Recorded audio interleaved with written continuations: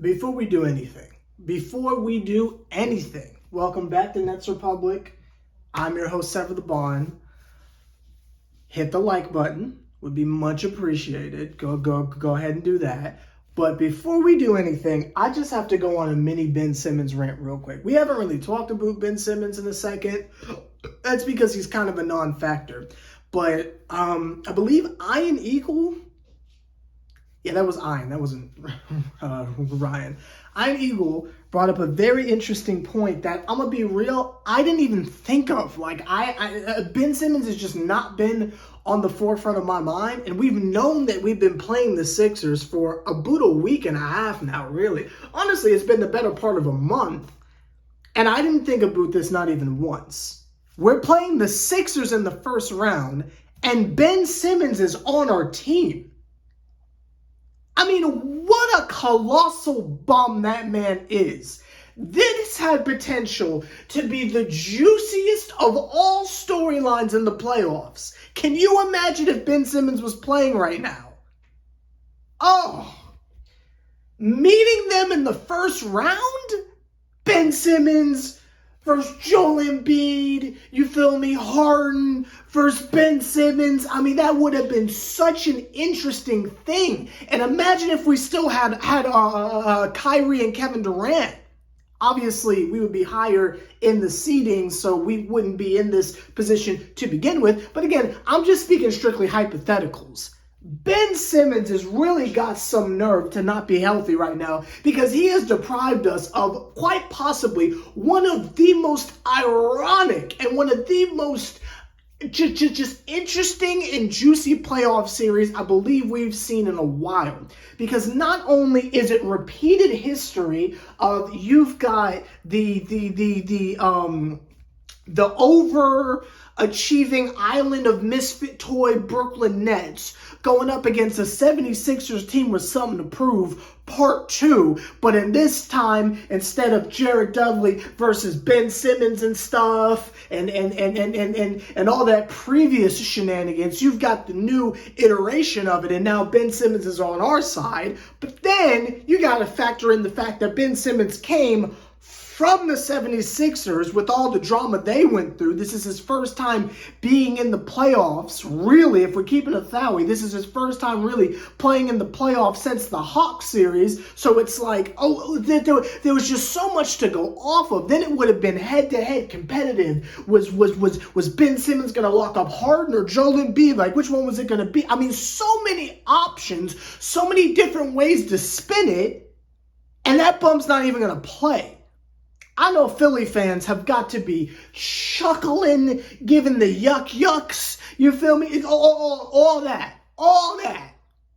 Because the fact that Ben is going to be, not in a suit, but probably in another Gundam shirt, sitting on the sideline, while Philly's doing their thing and Brooklyn's doing their thing, I just feel like, I personally, I would be embarrassed. That's just me, I would be embarrassed. Now, that's not slander on Ben Simmons because he wore that Gundam shirt that one time, so I will continue to leave him be. I just wanted to throw out there that I think it is pathetic, hilarious, ironic, and interesting all at the same time. Though disappointing in there as well, because this could have been such an interesting matchup on paper if Ben Simmons was healthy for that. I didn't even think about that. Like that's how much we don't even factor in Ben Simmons to things. We've known that we're getting ready to play the 76ers for like a month, and I never even thought about that once. But that's not here nor there.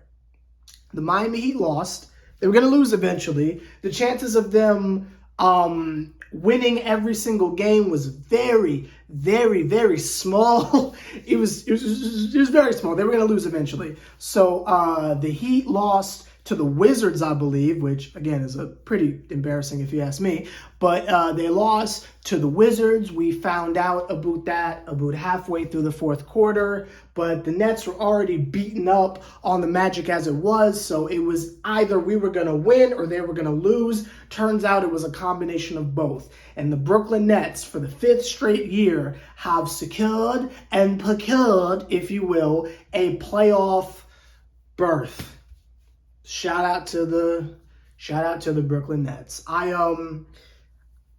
I get uncomfortable anytime I read the word clinched. So, I just kind of put that in the title just because it's a key word. But just know it was not of my will to put the word clinched in the title of this video. I just cringe whenever I read or have to say that word. But that's not here or there. But we have procured a playoff seed, and that playoff seed is the number 6 seed because the Knicks are too far ahead, and we cannot mathematically be any lower in the standings than we are right now. So we are the 6th seed. We avoid the play-in by the hair on our chins, and shout out to us. So now we can officially look forward to playing the 76ers. And I am going to have to find a way to say negative things about Harden for about 2 weeks straight. And I'm not looking forward to that, but I will be as unbiased as humanly possible. Because obviously I'm rolling with the Nets, but it's going to be hard to slander Harden. I'm going to be honest with you. This is our first time,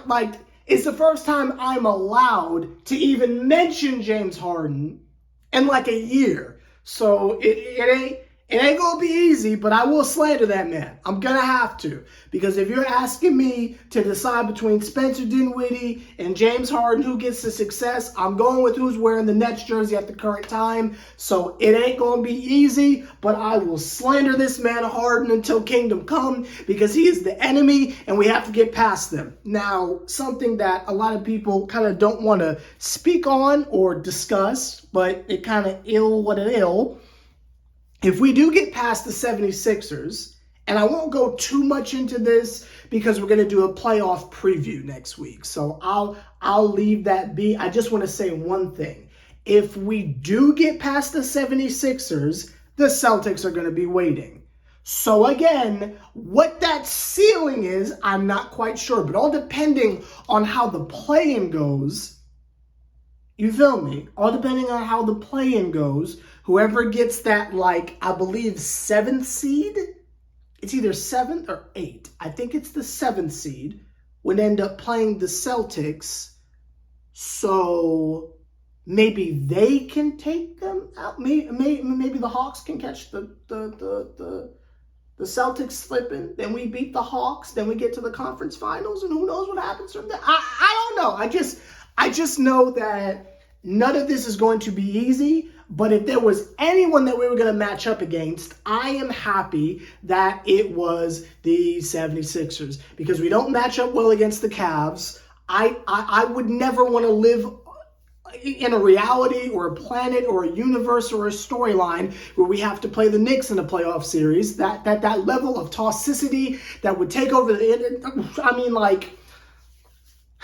Joe Biden would literally, legally, break off the state of New York from the country because it would be so toxic. It would just be an island somewhere like Hawaii because it would just be too toxic. So out of all the people that we could have run into, obviously, we don't want to see the Celtics. Obviously, we don't want to see Milwaukee. So if anyone out of that top 5 we had to see, I'm glad it's the 76ers because they have a habit of choking when the world needs them the most. So I think that is the best case scenario for us, but we will do the deep dive when we get there. Let's talk about tonight's game. Everyone but Mikal played great. And I mean, I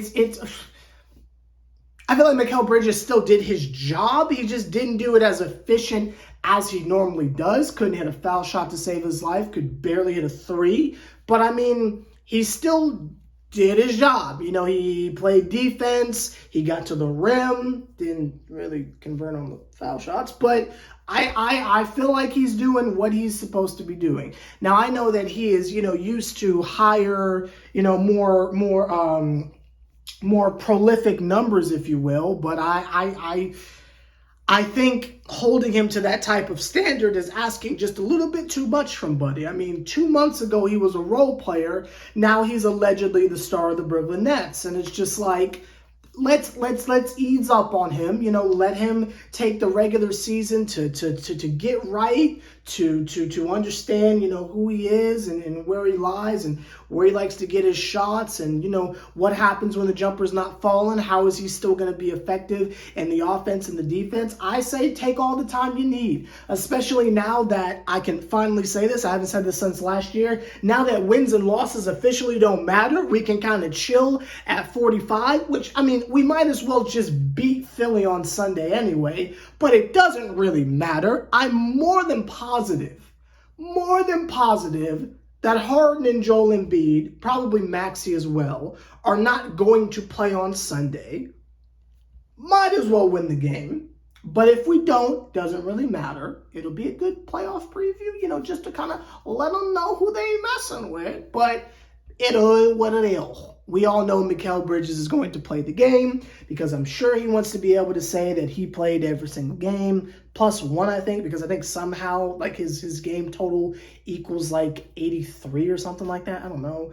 But I'm sure Mikal will play, even if he plays for a couple minutes in the first quarter, then sits down. He just wants to be able to say he played. But I would assume there's going to be some form of load management on everyone else. I don't think Claxton's going to play. I highly doubt we'll see Finney Smith, especially since he just came back from the wrist injury. I mean, they only played because it was a must-win. So I would like to think a good bit of that starting lineup is going to look different. Be prepared to see Sumner out there. We're finally going to get to see some Cam Thomas minutes, which, again, in a night where it was a proper blowout and we had about 2 minutes of bum time in the fourth quarter, especially after Miami lost their game, the fact that literally everyone on the team, even Duke Jr. got to play, but no Cam Thomas, something's going on. No Pharrell, something's in the water. I don't know what's going on. But it's very Alonzo Trier-esque. Like something's going on behind the scenes that we're just not aware of. I mean, Cam should at least get bum time minutes. He should at least play in garbage time. But that's neither here nor there. We'll be here all day if we try to question the thought process of Jacques Vaughn and Jacques Vaughn gonna have the serious Mr. Potato Head face on the entire game until the game was over because Kobe, a job's not done, nothing to smile at, bruh.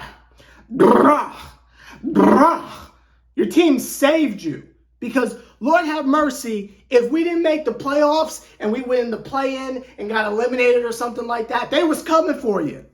They was coming for you, Jacques. It wouldn't have just been me. You should be thankful that you had players that were able to literally put the team on their backs and say, we're just not going to lose. Because I know it had nothing to do with you, Jacques. I know it had nothing to do with you. I wouldn't be surprised if they had a players-only meeting and said, yo, we don't care what Jacques draws up or puts together. We ain't losing this game. I would like to think, especially with Claxton's post-game speech. It was very much giving that the players weren't going to lose, regardless what the outcome was with Miami. They control their own destiny. No matter what Jacques Vaughn's idiotic ideologies are. And I'm sure they're interviewing him right now, and he's saying some soliloquy or some cool haiku or something that he read on the back of a fortune cookie or like on the bottom of the cap of a Snapple, and everyone's gonna say, "Hey, Jacques Vaughn hit such a weird words." I'll say it again. He should be a rapper then, because Moses knows he ain't no coach. You want to get hyped up on man's wordplay? He should be a rapper.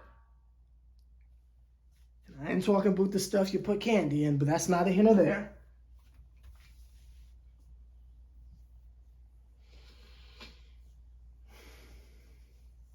I will say this in a general sense. And it might be a little too early to do the season wrap up. Maybe we'll save that for Sunday. I don't know. I just want to kind of plant the seeds ahead of time before we do Mail Time with Sever. This has been such a crazy season. We started with Steve Nash. We started with Ben Simmons allegedly playing center. Kyrie Irving, Kevin Durant.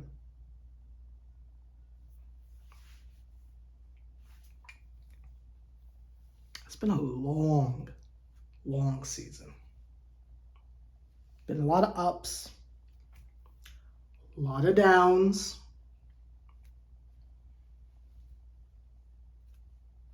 I'll be honest, I'm surprised. I didn't think they were going to make the playoffs. I thought we weren't going to be able to right this sinking ship, but the Nets have managed to get themselves out of another mess yet again. And they are right back. And Ian was trying to allude to this, but I don't know if he could really say it on air. But Sever the Bond can say what he wants. The Nets are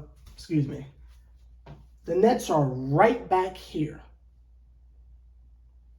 Not the Black Basquiat days, but the Nets are right back here. To your Karis LeVert, Jared Allen, D'Angelo Russell, Spencer Dinwiddie, Joe Harris, Rondé Hollis-Jefferson, we're Theo, whoever, who was doing the dancing on the sidelines. We're right back to that right now. We've got a young squad. There's a clear star of the team. They are right back where they were.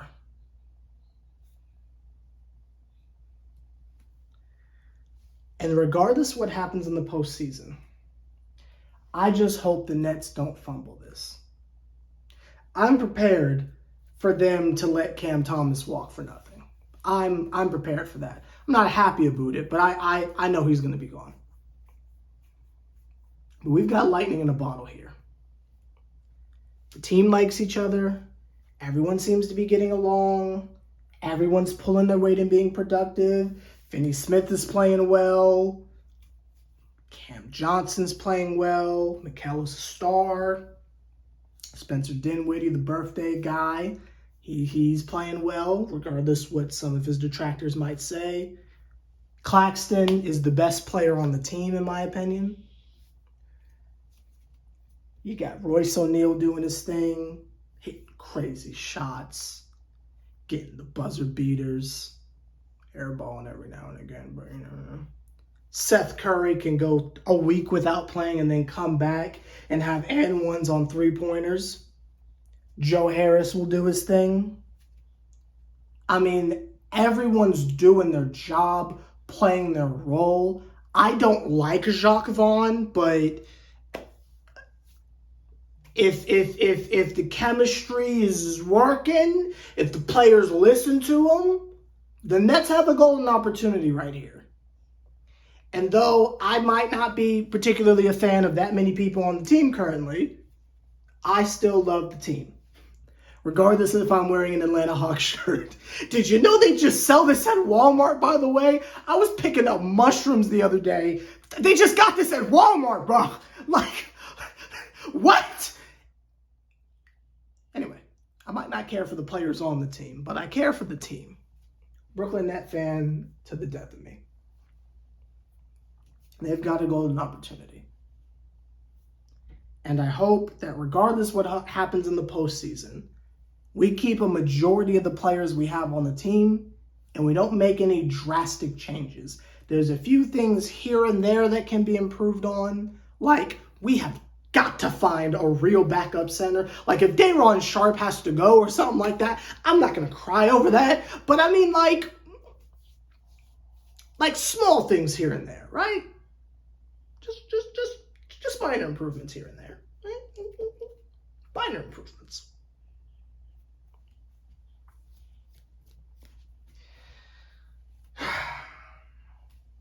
Hopefully they don't mess this one up. Now it's time for everyone's favorite segment. It's time for Mail Time with Sever. Let's see which comments we are going with today. This comment comes from the homie Drip. This individual says, how does Jacques Vaughn go from being headlined as a great coach that completely shifted the Nets season and got us a winning streak to becoming a scapegoat? How did it come to this? Is it the new roster and him trying to figure out ways to build chemistry? Does he not think the original team can mix well with the new guys? Please share your input on this. I don't know if you are a new viewer, but I assume you've been watching the games, so, history can kind of explain the reasoning behind a lot of my Jacques Vaughn slander. There's been way too many games where just boneheaded decisions and nonsensical choices have cost us games. I would venture to say we are not desperately waiting until like one game left in the season trying to say must win against the Magic. Trying to see what Miami's doing against the Wizards. Like, we don't have to care about any of that if Jacques Vaughn was competent. I don't think, and this is my personal opinion, again, I just went on like a whole tirade of how I think the team should stay basically the same, and I'm liking what everyone's doing. But my personal opinion, there is no reason why, after we made the trade, Operation Blow It Up, you feel the church will blow it up. There is no reason why the starting lineup should not have been Spencer Dinwiddie, Cam Thomas, Mikal Bridges, Royce O'Neal, Claxton.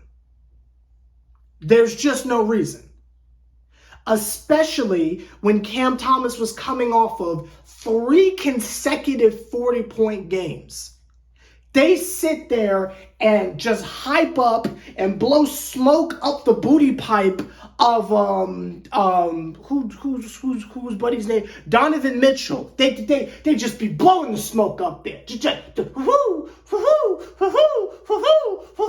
Just blowing the smoke up there. Because he scored 40 points in 4 consecutive games. Cam did it in 3 and then got consecutively benched.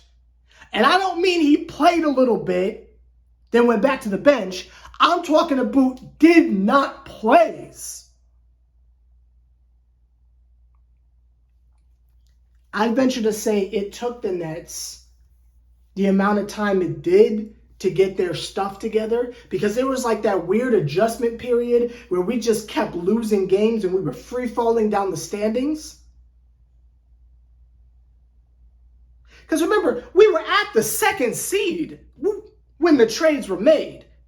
We fell all the way down to 6, y'all. Let's not forget.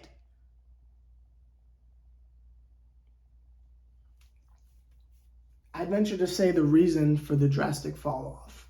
Obviously, you've got new players and they have to learn how to play together. But Jacques Vaughn's stubbornness of basically having every trade we acquired be in the starting lineup. Like, if we kept Jay Crowder, Claxton might not be starting. Like that was the mentality. Just like, ooh, shiny toys, let's just do this. I mean, like, think back to the beginning of the season. How amazing is Watanabe, right? How amazing is Royce O'Neal? How amazing is Sumner? Not going to bring up Cam Thomas again. We already know. I mean, it's just doesn't make sense to me. The only thing I can give him a pass for is the way he treated Ben Simmons. Because Ben Simmons did that to himself. Whatever it is that he has become in his state of his career, Ben Simmons did that to himself. But outside of how he handled Ben, that man is not safe from any criticism. And I truly believe that if we don't make it out the first round, one of the main reasons, other than a lack of talent, I think one of the main reasons is going to be because of Jacques Vaughn. But, I'll save it for the playoff preview.